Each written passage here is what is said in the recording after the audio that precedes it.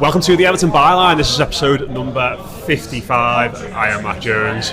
I am joined as ever by Paddy Boylan in person. Yep. Which is nice. Nice, yeah, it is. Lovely. To be sat close to each other. We are downstairs in the Denby Castle. There is a photo exhibition going on behind us. If we had better editing skills, we could pan to the downstairs cellar at this point to see all the great memorabilia. Neither of us are capable of that, are we? Not at all. I mean, there are some Everton shirts that people can see over our shoulders there. They're watching us on YouTube. Appreciate the lighting. It's not great, but yeah, it's obviously we're here for Laura's photo shoot. A lot of great stuff on display. And if people want to donate for fan support food banks, which is what this is ultimately in aid of, we'll put a link in the description of this podcast or on YouTube, whatever you listen to it or wherever you're watching it. You can get involved. So yeah, like I said, we are downstairs in Denby Castle, which is of course in partnership with the Bridewell, who are our sponsors for this show. Loads of great stuff going on in both those places over the next few weeks, and yeah, it's going to be great to see loads of Blues down here, out there, and basically getting in amongst it as the season starts and we move to Hill Dickinson Stadium. If you watch us on YouTube, do leave us a comment, do hit like, do hit subscribe, all those things. It all helps to try and grow the podcast and get in front of as many people as possible. If you listen to us, leave us a rating, leave us a review on Spotify or Apple as well. Paddy, how you doing? You okay? Yeah, good. It's Saturday and new Premier League season's obviously underway now, even at the time of recording. Liverpool played on Friday night. There was an early kick-off, Aston Villa against Newcastle, so I'd say a rare Saturday off for me during the kind of the regular season. Feels a little bit odd with that in mind, but nice as well. Yeah. Of course, to be off on a Saturday, not completely off because we're here talking about Everton. I don't think there's such thing as it is. This is leisure time. I've got a pint in my hand, so I'm a little bit happier. Exhibition is great, and I also watched Everton under-18s first game of the season as well earlier. They lost 1-0 against Manchester United, and the new lad Ruben Goka, who they've just signed from Charlton, played in that game. I was delighted he got the memo, the low socks memo. He's a big lad playing at the back, but he's got his low cut socks and his calves out. I'll say this the other day, like, can you have too many players with low socks? Is there a threshold before it becomes not cool anymore? Yes. I reckon the threshold's probably 3 or 4 maximum, and we're very close to kind of using up the entirety of that quota. So yeah, I did watch that as well. Like I say, I'm not entirely sure there is ever such thing as like a day away from Everton. Not completely. Absolutely not. There's plenty to talk about. Obviously, recording this a bit earlier than usual because Everton do play on Monday night against Leeds. So Blue Monday will be out as normal on Monday to preview that game in a bit more detail. And then we'll be back again to our usual Tuesday rotation after the Brighton game in about 8 days' time now as we're recording this. But yeah, lots to talk about, Paddy. We're going to start off by talking about Moyes' press conference because I'm trying to think the right word to describe it. Interesting. He was very feisty, wasn't he? I think it's fair to say. He felt like a man who was itching for some competitive football again because it felt like not being confrontational or aggressive. There was a lot of spite in his answers, and one of the things we wanted to talk about is what he said in regards to I think, to use his words, the leak at the club in regards to the Jarrad Branthwaite news. And obviously this is something that crosses over quite a lot in our jobs and sources and that kind of thing. There's been a big reaction to it online in regards to whether it's right to do, where does the sort of blame lie when it comes to these sort of situations. And I think it's, without wanting to like take anyone's side, I think it's sort of an interesting topic to sort of get into because it sort of crosses over what we talk about on the show and the journalistic sort of way in which football's covered. What did you make of that and what Moyes had to say? I mean, I imagine as certainly yourself more than me as a reporter who we'll get sources, we'll get stories and put them out there. Did Moyes just sort of verbal dressing down of the reporter maybe make you think twice about what you do in future or not? Because he was pissed off, wasn't he? You could see that. I mean, it was quite clear he was disgruntled, and I would say disgruntled with the person he assumes is leaking from the inside rather than maybe the person writing the story or posting whatever it is on social media. So I think it's important to make that clear. Moyes clearly wanted to get something off his chest, and it was almost a shot down the barrels of the person that he assumes is leaking, and I don't think he's got a name. I think he just believes that there is somebody within the club who is at times putting information in the hands of journalists, Twitter ITKs, fan sites, whatever you want to call them. This is not a new thing. We'll be discussing this in 20 years' time if we're still doing this podcast. We would have been discussing it 20 years ago if we were doing this podcast.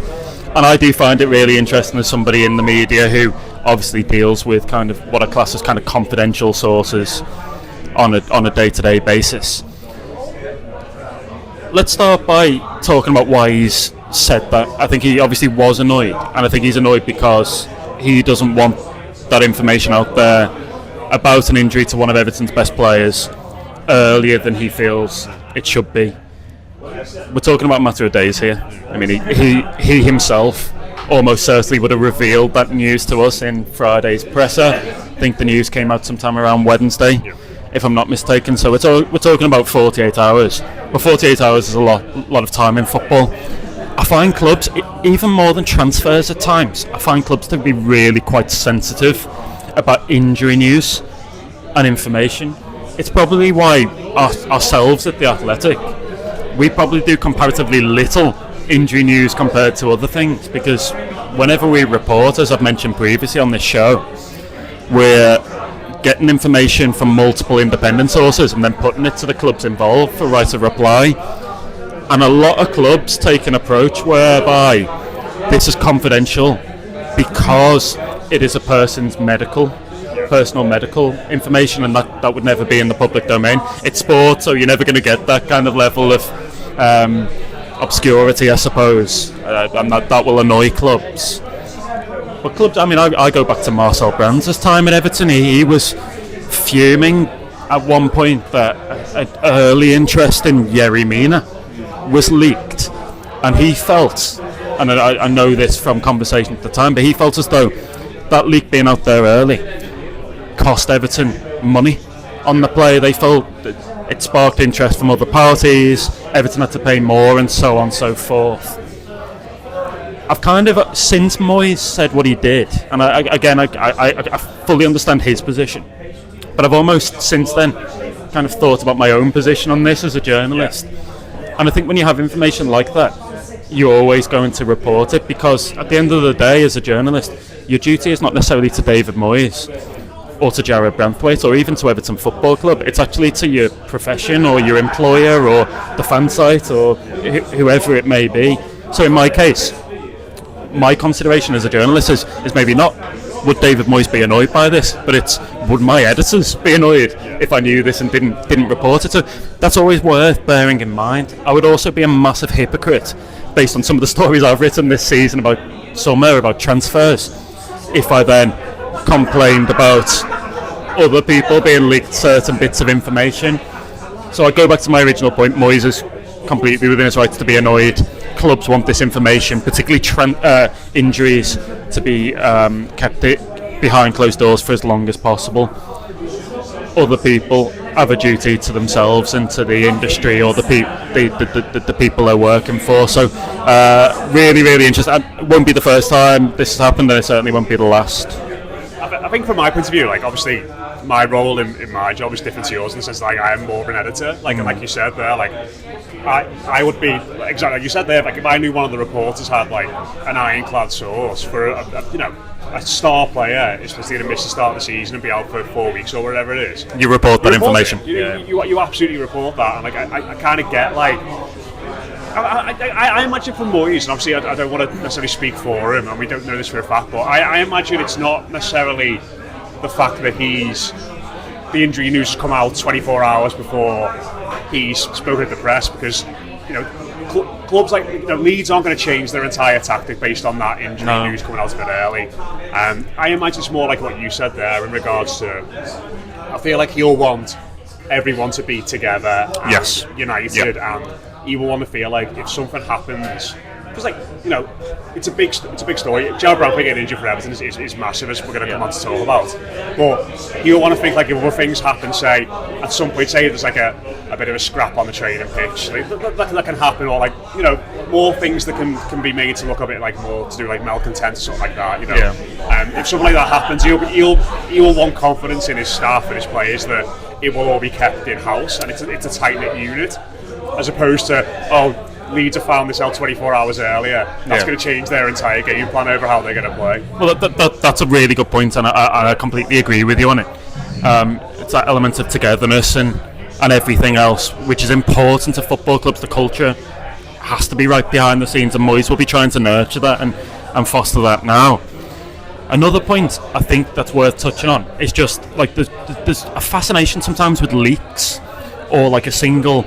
I mean, often we talk about like the sanctity of a dressing room and what stays in the dressing room shouldn't go anywhere else, and that's probably where Moyes, being quite old school, is coming from. But if you think about an incident that happens within a dressing room, you've probably at any one time got 30, 20 young lads, 20-somethings in the dressing room.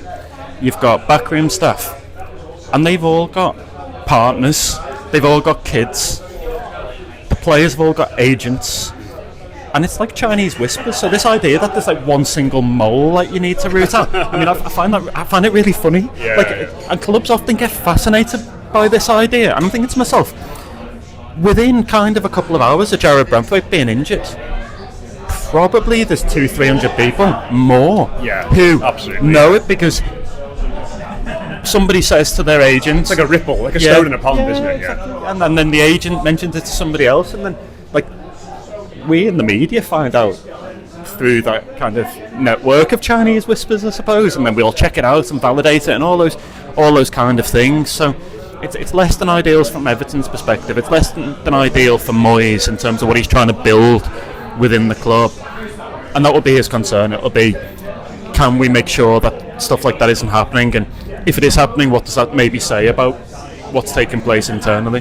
Like, I feel like the fact it's happened doesn't necessarily suggest either like Everton's dressing room is fractured. No, or like not at all. There's people behind the scenes who are sort of, against all this. Yeah, we are. Right now, it's all right. Yeah, no worries. Like, I don't necessarily think that means that there's bad eggs or bad apples in Everton's dressing room. Like, like you said, like there is such a thirst for. Like, this is why people listen to like our podcast and why people like subscribe to the Athletic and media. There's such a thirst. People talk, don't they? Yeah, there's such a thirst for knowledge now, and I think especially with social media getting bigger and bigger, like you said, obviously Moyes is quite old school. Like these things are gonna come out, and like there's always going to be little whispers, like even before like it goes on your site or our site or anywhere else, you always see those little whispers that sort of are a precursor to it. So I think stopping that is going to be really difficult ultimately. Like I've seen people saying like they need to get clean Rooney and to sort of wheedle out the bad egg or the sauce or whatever. But like you said, it's just not as simple as that, is it?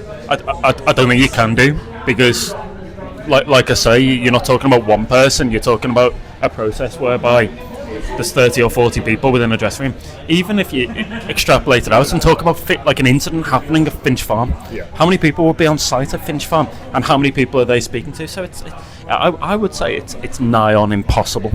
And again, I go back to a previous point. There's been probably 3 or 4 transfer stories that I've reported first this summer.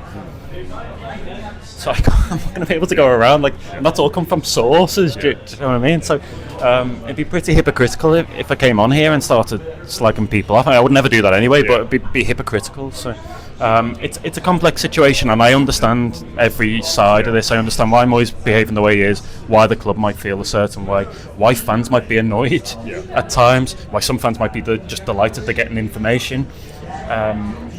We had a really funny conversation the other day in our WhatsApp group with Rob, didn't we? About I posted something from Chicago Cubs, our new favourite baseball team. We might be doing the Chicago Cubs podcast soon, by the way, listeners, based on what Paddy's been messaging last few days. He's a full-on baseball nut these days, which is weird. I mean, if you told me that even a few months ago, I'd have been a bit surprised. Nico Armstrong needs binning, doesn't he? Yeah, very well. I did tell Rob that the other day.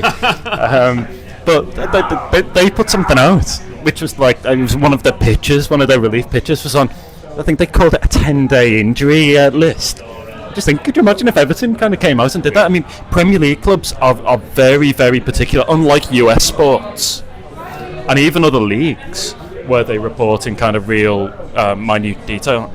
Premier League clubs, thank you, cheers, mate. Appreciate nice it, Cheers. Thank you. Premier League clubs are really focused on keeping a lid on things and not particularly on injuries, not revealing too much. They see it as a competitive advantage for the opposition. Maybe even more so than transfers, which is weird. But of course, we've spoken a little bit about Marcel Brands and his response to leaks internally. I believe the attitude then, slightly funny because I'm talking about a leaked internal memo, but the memo to people inside the building was sort of like, stop leaking, which I then find out about as well. So it's all part of the day-to-day thing, and I don't want to diminish the significance of this and like why some fans might be annoyed or why Moyes might be annoyed. But I think going back to probably my favourite word, nuance, there is nuance in the conversation. Yeah, like I said, I feel like the annoyance from Moyes comes from this idea that like there's someone or this idea like we're not all together in this, but like I don't think it's necessary. I completely disagree. Listen, again, this is a lot of reading between the lines, speculation, but like from our side of it, like you said, all it takes is for one person to talk about it, and all of a sudden it spreads so quickly, and there's so much. Every single one of those lads, and probably some of the backroom staff, will have gone, bloody hell, Jarrad's injured, and they may not have done it maliciously, by the way, but they might have just gone to their dad or their agent or somebody else at the training ground even. Jarrad's just got injured, what the hell, like right before the start of the season. Just that's what I'm talking about. It's one of those, isn't it? And I do get his frustration to a point, but even the day after, Everton put their training pictures out, didn't they? On through their official photo company SmartFrame, and going through them, you could see no Mikolenko as well. No Branthwaite, and I don't know if they did that because the news was kind of already out there at that point. But people's in our work, and we will do a piece sometimes on things spotted or things you've seen from the training. Young players that are in training. Absolutely, you'll see young players in there, and then you'll look and see you won't necessarily get the squad list out, but you're who's not there, and you'll look through, think, why aren't they there? And then you could typically go to the club and go, player X is not training, what is it? And often they'll come back and say, oh, they're doing individual work inside or something like that. And there can be an explanation, but people are so key, and going back to that thirst for information and the way in which people are so desperate to find out anything now. People study those photos so forensically, and I do. Like you've said, you do. Supporters will do. I mean, we get access to the full range, don't we, on SmartFrame? So we'll see them. Admittedly, that was a few days after the Branthwaite news leaked out. So that is worth bearing in mind as well. There's so much going on. What I would say is that clubs are very particular about the transfer news. Really, really particular about it, and that's sometimes why, going back to my previous point, you don't necessarily see loads of stuff from us on The Athletic, because if we're giving clubs right of reply on things like Branthwaite, we would get a very firm no comment from Everton over that.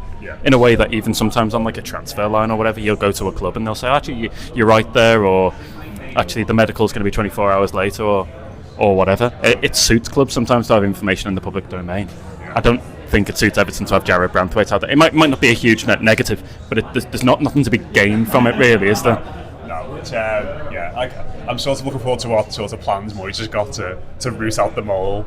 Well, he might follow Rebecca Vardy. He might set up an Instagram burner and then leak information to certain people to see. Full Jack Nicholson from The Departed. I could see it.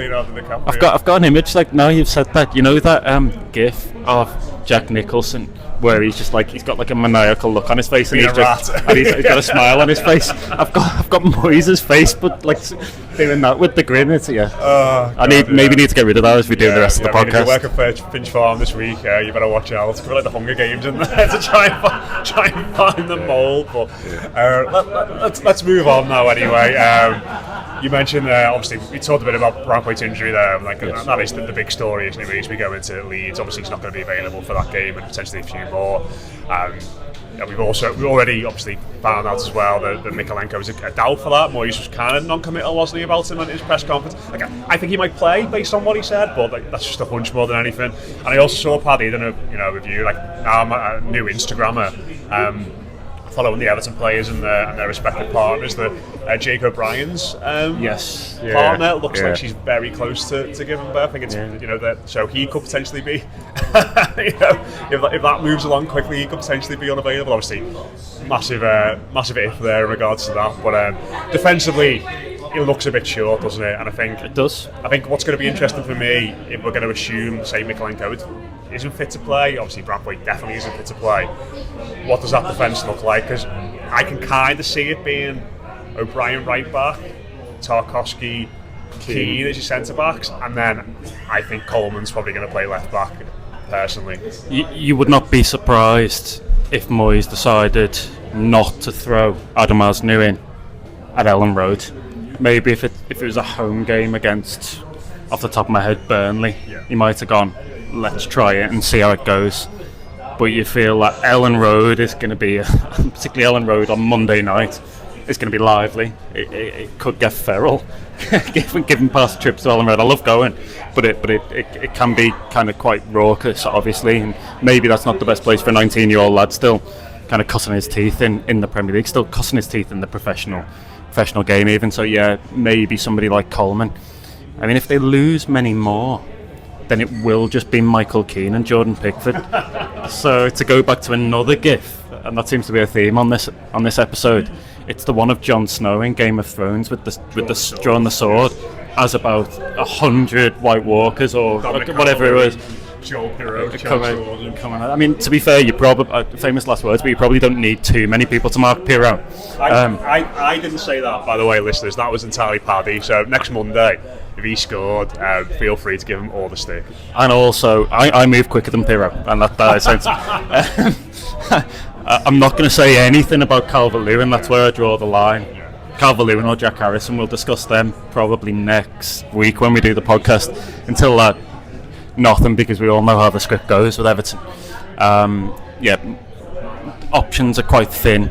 Also, of course, not only we've got Mykolenko as a doubt, but Nathan Patterson has missed a lot of training. Moyes, the last time we spoke to him, was talking about hernia symptoms and him needing to be assessed. I don't think there's been a definitive verdict yet, but you would imagine he's certainly a doubt for Monday's game at the very least. And even if he was fit, given how much football he's missed, he probably wouldn't play anyway. So what are you left with? You're left with Jake O'Brien, hopefully, as long as his wife doesn't give birth before then. That's a very odd thing to say, but just your fingers crossed. And, Michael Keane, James Tarkowski, Adam Asnu and Seamus Coleman. Maybe Mykolenko. But it's certainly the cupboards are quite thin, quite bare, aren't they? And a bit of a concern going into something like Monday night's game with him. I think the other option he might go for is go wing backs. Five. We saw in Chicago, it didn't really work then. But maybe he goes McNeil left wing back, James Garner right wing back. What would you go for if somebody says to you right now, and this is no inside information, it's just a hypothetical? Mykolenko's not fit, Patterson's not fit. Do you go for four at the back with the four you've mentioned earlier, or do you go for wing backs with probably James Garner and Dwight McNeil as wing backs? Do you know, I think I'd go with the three Groks, O'Brien, Keane and Tarkowski, and I sort of feel like you've got enough there to because when O'Brien plays right back, he basically plays the third centre back, doesn't he? He gets forward, but when out of possession, they shift across, don't they? And I feel like he might be able to get away with Asnu then. I've not seen loads of him, but you bought this lad from Bayern Munich. You've got high hopes for him. What a great learning experience for him. So you play him at left wing back over McNeil, for example? I'll just play him at left back, and I'll play O'Brien right back. Yeah, and then I feel like if we're going to win this game on Monday, as much as throughout the season, I feel like our defensive solidity and that sort of core we've built over the last few years is going to be like the bedrock to having a good season. I feel like if we're going to win on Monday, it's going to be because we've got better lads up front than they That's are. a weird. That feels like a weird thing to say, doesn't it? After it's true, but you look at it granted against Roma we were pretty blunt, but you throw Jack Grealish into that mix. I think as well, you throw Jack Grealish into a game that's going to be stretched and a bit chaotic, and he can drive forward with the ball. That is a potential game changer for us. So there are some options. You might end up with McNeil or an Alcaraz on the bench as well. So for the first time in a while in the attacking third, there are some options, even though we know they need to improve on the right wing. It's strange then to flip it on its head for the start of this season. A position of relative strength, defence, an area of relative strength, now seems like the weak point for Monday night's game. And if Everton are going to lose it, they probably lose it there. I think a lot depends on if he thinks Grealish is ready to start. Like, I think if he thinks he's ready, if he thinks he's ready to start, I think I'd be happy for this game just to go, do you know what? You have a go, we have a go. Fancy our chances. I'd back our attackers to be better than their attackers ultimately, and like we've got a really good goalkeeper. So yeah, like I can sort of see it being a wild game just because of the atmosphere and it being under the lights and that sort of thing. Normally is at Ellen Road, yeah. But I think what I think is that if Grealish isn't available to start, I won't be surprised if he went with the back five with Garner one side, McNeil the other, your three centre backs, and then I think he'd probably play obviously Garner Gay, James Garner as your two midfield, and then it would be injur. Well, James Garner's a wing back in this system, isn't he? Oh yeah, so yeah, it'll be Dewsbury Hall. Our players, Dewsbury Hall and Idrissa Gueye, because I think he might be able to play Dewsbury Hall a bit deeper in that situation because because there's more coverage at the back. Yeah, and then you go Alcaraz and Jai as your two wingers, number 10s, whatever, and then Beto or Barry. But I think if Grealish is fit, like the thing about Grealish is like he's on loan, and like I know you want to be careful with him and you don't want to look after him, but he's here. We're paying a lot of money for him. Like, if he's fit, get him in the team straight away. Let's make the most of him. Fans will want to see his name on the team sheet, whether it's the right thing or not. We'll see on Monday. He's obviously trained with Everton this week.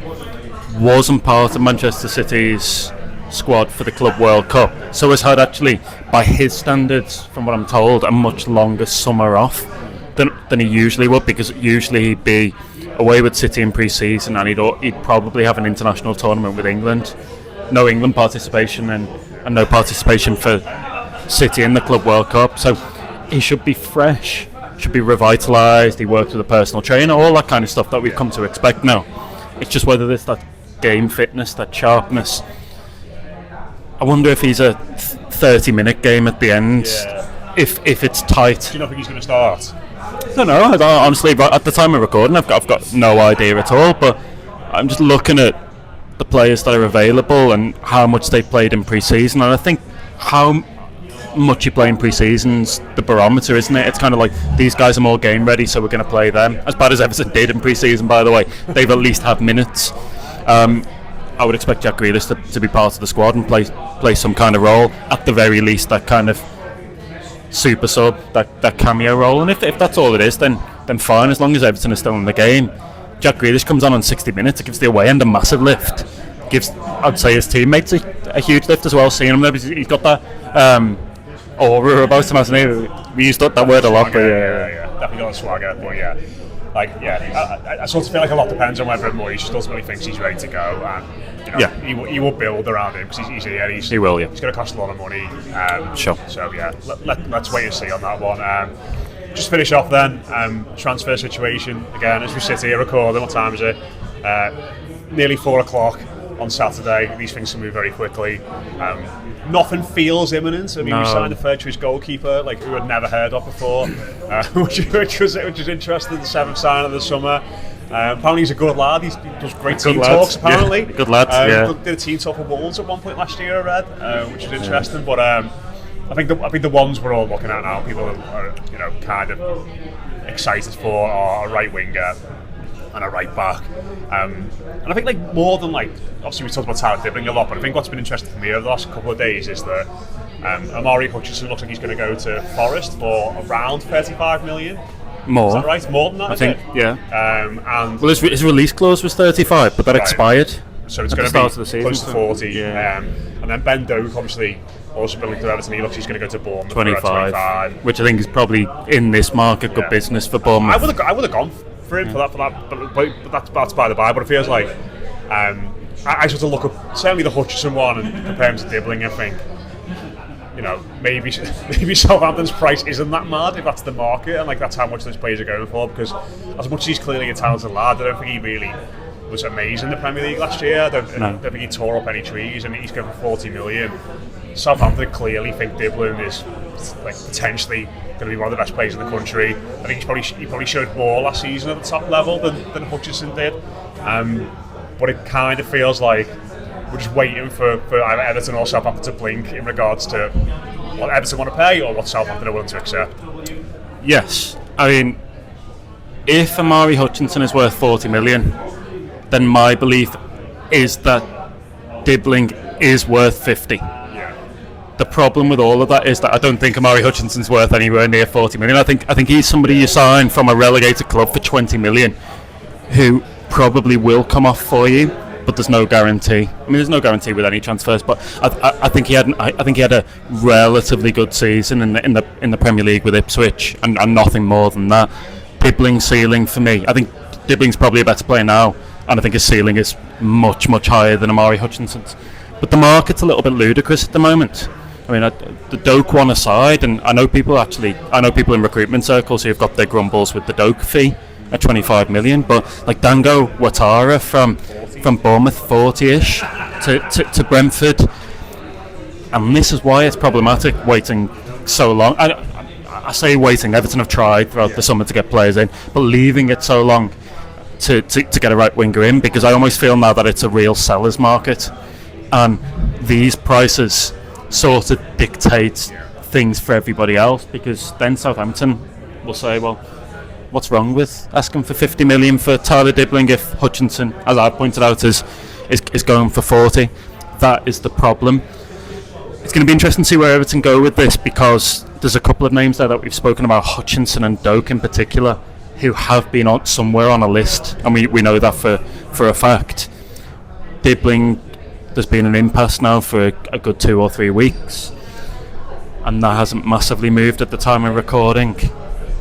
You go through some of the others that have gone, Bakayoko, Conceição, people we've spoken about previously. So where do Everton actually go? I mean, I'm no recruitment expert, but there's not many options beyond Dibling. The other one I think they've gone for recently, by the way, I think the rumours about Fatawi were entirely correct. Yeah. I think Everton have asked about him, and I think Leicester's valuation for him's mad, from what I'm being told. So maybe there's a compromise with either Leicester or Southampton on Fatawi or Dibling, but it is not easy. And the longer this goes on, the more desperation seeps in, I think. I think we spoke about this a lot, like in regards to Everton, like setting a precedent for the next few years and sticking to the guns in regards to being sensible operators in the market and like not going over the top and like not going above what they value the player at. But I just wonder in this one, say like if the Dibling situation is, as you know, we spoke about the last couple of weeks, where there's a roughly about £10 million between what the two clubs want to pay. Like how far down the list of right wingers do you go before you go, we're not actually that sure about this lad? Say the players you've mentioned there, Bakayoko, Conceição, Fofana's obviously another one. Once Champions League. Yeah, Hutchinson's on there. Doak's been on there. Like I don't know what order they're necessarily in, but say now, if the Dibling, Conceição was top. Yeah. Doak was lower down, I think. Okay. And then I think you've got Hutchinson lower down, Bakayoko quite high as well. Dibling sort of in the middle of Dibling middling, I would suggest. So Dibling from what I'm told. Like that, Dibling middling. When he has an average season, headline writers out there. Dibling there you go. middling, There's your headline. I'll give you that one for free, because I certainly won't be using it. Our print departments, but like say if Everton are in a situation now where they Dibling walked away from it, Southampton too much, we're going to explore other targets, and that means they go on to their 7th choice right wing target of the summer. Tom Fellows. At what point did you get to where you think, he's on our list, he's in the top 10, but we're not totally convinced by this lad, we're not 100% sure on him? Where did he get to where they go, we're going to reassess this in January, or we're going to reassess it in the summer and see who has a good season, what targets are available, like contracts obviously move a little bit further down the line, like clubs are more willing to sell, it wouldn't be good obviously because we need a right winger and we spoke about it being a priority all summer, but at what point, I think that's the challenge for how far down the list you go before you just say no. We could buy this player for 25, 30, 35 million pounds, but we're not 100% convinced on him. Yeah, it's a good point. I'd also say, how far down do you go before you actually say, maybe we just pay a little bit more for Tyler Dibling. But I actually think the other big issue beyond Southampton's valuation, like I think the sell-on clause is a big problem. Yeah. And I think that a sell-on clause is a big problem for reasons we spoke about on last week's show, where we were talking about this idea that you're the one taking the gamble then with this lad. And yet that's not really reflected in the eventual fee you end up getting for him if you do sell him. You've developed him further. You're the one that's eked out the extra value. But some of that extra value, a good proportion, is going to go to Southampton anyway. So that sell-on clause, I think, is an impediment as much as the valuations. Like, maybe if you said to Everton, pay 5 million extra in instalments and we'll get rid of the sell-on, then maybe there's a deal to be had. I just don't think Southampton, at the time of recording, have budged much at all. And I think you can almost say they're right based on what else is happening in the market, because desperation is going to seep in for certain clubs. I also think that inevitably, as we saw with Dewsbury Hall and Grealish, players will become available later on advantageous deals, because sellers want to get them off the book. So you might end up with a good loan player, or you might end up with somebody on a decent deal who wasn't even necessarily initially on a list or whatever else, but I just become available. So that is definitely possible as well. It'll be really, really interesting to see how Everton go with this now, because like I say, with each day, it feels like supporters get a bit more anxious about the lack of right wing signing. And I also wonder if you said to Everton fans, well, they pay more for Dibling, but that's eats into a budget for a central midfielder, or it might make a right back not feasible. Would Everton fans take that? I don't know the answer. Yeah, it's mad to be like we're talking about this like because we're under new ownership and we've got like less financial concerns, but like £50 million is a lot of money just to lash around. It's a huge amount of money, and like that will take us up to what, like over 100 million spent for the summer. We've not sold anyone. We've given out 2 big contracts to Branthwaite and well, it'll take Everton well over. I mean, like, if you add in the Grealish package, if you want to call it that, million, which is around 12 million, I've got Everton spending so far up at around 90, including that. Yeah. If you don't want to include that, and I know some people don't, then that's 78, 80, whatever. If you had Tyler Dibling on top of that, it's 130 odd net spent before you even address central midfield and right back. And I think we all accept they are areas of need as well, particularly with Idrissa Gueye going to the Africa Cup of Nations in December. So it's worth thinking about that. It's like if you eat into a budget in one place, it takes away from somewhere else. This is the way these clubs operate. Would Everton fans be happy with a scenario where Everton sign a really good right winger or one of their first choice right wingers, but then they miss out on central midfield and the right back? I don't know. Yeah. Tricky one, but I'm sure we'll get more on that over the next few days. We are on episode 55, Paddy. We have had some suggestions in. You've got them on your phone there. Yes. These are from John Wharton on Twitter. Some of these are great. So, like I said, we want people to be creative with these. Yeah. And John was, he said, can you have 5 as the fifth for the fifth? Yeah. And he's found a few last home games of the season. We're going to focus on 3 of them. The last home game of Sam Allardyce's reign as an Everton manager, Tom Davis gives us a point against Southampton. Do you remember that one, Paddy? I do. I mean, Tom Davis gave Everton a point in what was a terrible game. It was a heavily deflected goal as well, wasn't it? Yeah. And by that point, I think most people had kind of had enough and wanted to leave. I remember being in here and we were debating whether or not to go to the game or not, because we were that disillusioned with Allardyce and Everton at that point. Yeah. And the other one, you said you don't remember this game, but it's Moyes' last derby of his first tenure. Sylvain Distin goal is disallowed controversially at Anfield, and we drew 0-0. It sounds like an Anfield derby. It should not have been disallowed. Like, it was right in front of us. I think it was disallowed like a push or something, but it was very, very harsh. Was it the kind of push that Marcus Benton, Duncan Ferguson were meant to have done against Villarreal? Yeah. Kind of push, But I think that game made us finish above them. It was 0-0, and we maybe finished above Liverpool. And Moyes was quite pleased afterwards, and there was a lot of dissatisfied Liverpool personalities who were sort of saying that Everton going over the top and embarrassing and all that. But what to be expected, I suppose, in that regard. Cheers to John for sending those. The other one was a 3-0 win against Portsmouth in 2007. Do you remember anything about that? Don't remember anything about that.